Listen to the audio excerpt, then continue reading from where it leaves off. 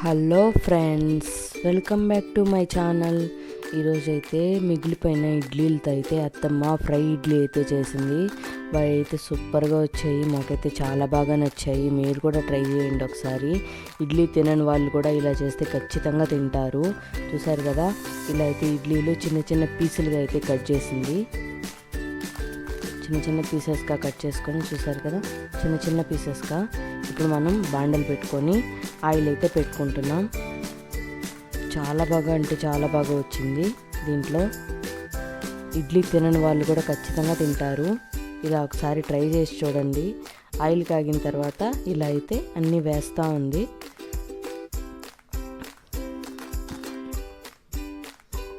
అంటే మాకు ఇరిగిపోయాయండి ఒక్కొక్కది, ఇక్కడ మాకు సరిగా కొంచెం రాలేదు.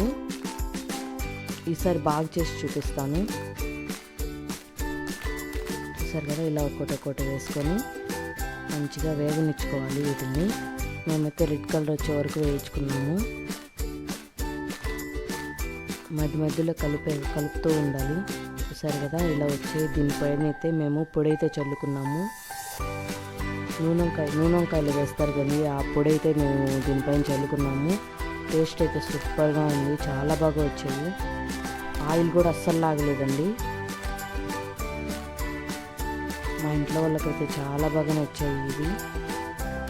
మన ఛానల్ని సబ్స్క్రైబ్ చేయండి, లైక్ చేయండి. బాయ్.